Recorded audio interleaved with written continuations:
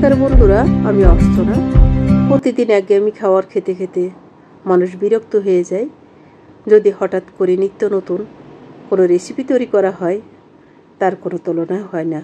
চলুন, আমি কী রেসিপি তৈরি করেছি আজকে আপনাদের মাঝে সেটাই শেয়ার করব। শেষ পর্যন্ত ভিডিওতে থাকবেন অবশ্যই।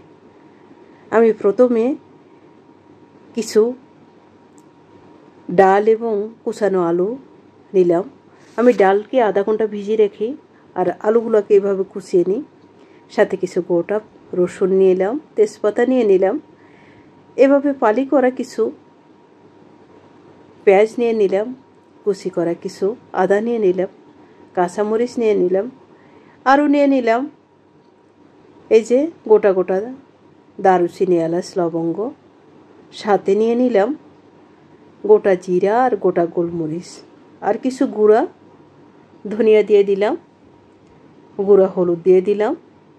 তারপর দিয়ে দিলাম পরিমাণ মতো কিছু মরিচের গুঁড়া, কুচানো কিছু পেঁয়াজ দিয়ে দিলাম সাথে। সব শেষে দিয়ে দিলাম একটু লবণ। অবশ্য পরিমাণ করে লবণ দিবেন।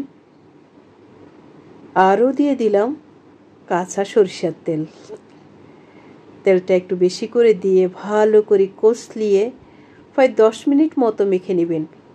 বলে না অর্ধেক রান্না হাতে হয়ে যায়, তার মানে আপনারা বুঝতে পারছেন আমি কি তৈরি করছি।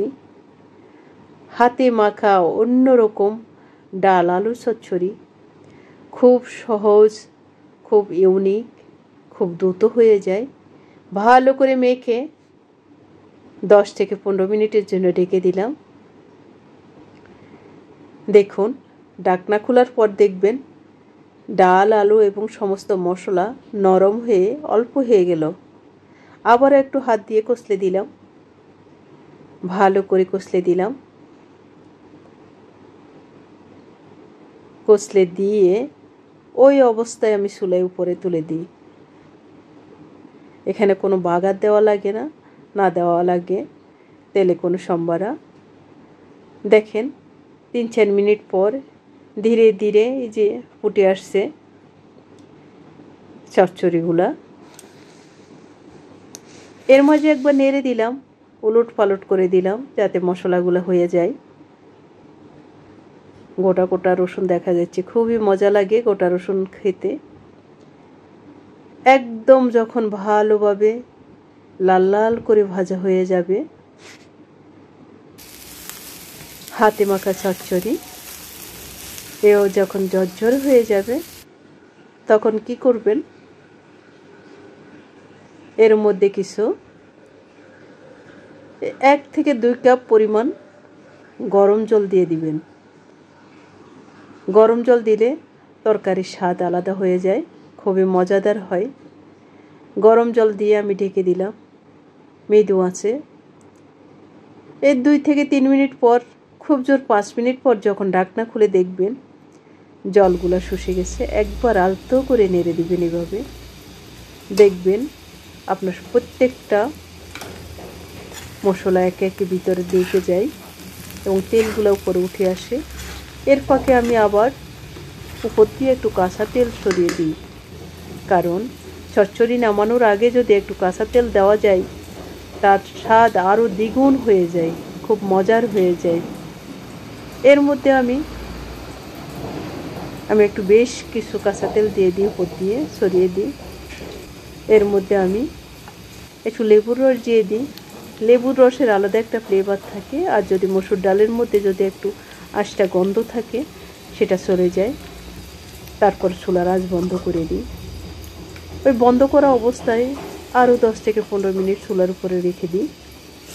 দেখুন, ঢাকনা খুলে গরম গরম মজাদার হাতে মাখা কুচনো আলু এবং মসুর ডালের চচ্চড়ি।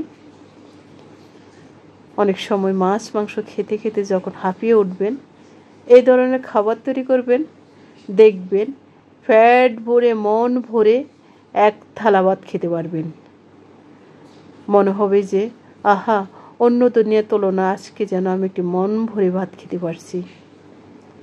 গরম গরম নিয়ে নিলাম। আলুটা এমনভাবে কুচিয়ে দিবেন মনে হবে যেন আপনি পেঁয়াজ কুচানো দিয়ে মসুর ডাল চচ্চড়ি করছেন। অবশ্য পেঁয়াজ একটু বেশি করে দিবেন, গোটা গোটা রসুন দিবেন এবং গোটা ছাড়িয়ে কিছু রসুন দিবেন, খেতে খুবই মজা লাগে।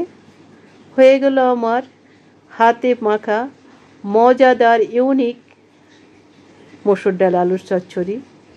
বলে বোঝানো যাবে না, এটার এত সুন্দর ঘ্রাণ যেটার অতুলনীয়। চুলায় থাকাকালীন মনে হচ্ছে ওখান থেকে একটু খেয়ে নিই। এটাকে আপনি ভাত দিয়েও খেতে পারবেন, আবার লুচি এবং রুটি দিয়েও খেতে পারবেন, আবার এটা দিয়ে আপনি ডালপুরিও তৈরি করতে পারবেন, মজাদার ডালপুরি। এক তরকারি দিয়ে বহু রকম আইটেম তৈরি করতে পারবেন, বহু রকম খাবার খেতে পারবেন। নিয়ে নিলাম গরম গরম ভাতের সাথে 2 চামচ বেশি করে হাতে মাখা চচ্চড়ি।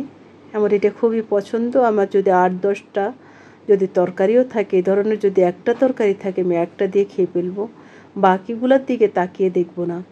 খুবই মজাদার হয়েছে। অবশ্যই রান্নার শেষে গোটা গোটা যে মশলাগুলো দিয়েছেন, দারুচিনি, এলাচ, লবঙ্গ সব কিন্তু তুলে নেবেন, নাহলে দাঁতে পড়লে ভালো লাগে না, কেমন যেন লাগে। আমার তো ভালো লাগে না, আপনাদের কেমন লাগে অবশ্যই কমেন্টে জানাবেন। গোটা গোটা দারুচিনি, এলাচ যেখানে ব্যবহার করবেন অবশ্যই আগে থেকে তুলে নেবেন, নাহলে সেগুলোর একটা বাজে ফ্লেভার থাকে, যেটা খাওয়া যায় না। নমস্কার বন্ধুরা, আমি অর্চনা। আশা করি আমার ভিডিওটা ভালো লাগবে। যদি ভালো লেগে থাকে অবশ্যই লাইক, কমেন্ট, শেয়ার করতে ভুলবেন না। আপনাদের সাথে দেখা হবে পরবর্তী এপিসোডে আরেকটা নতুন ভিডিও, নতুন রেসিপি নিয়ে। ততক্ষণে ভালো থাকবেন, সুস্থ থাকবেন। অনেক অনেক ধন্যবাদ।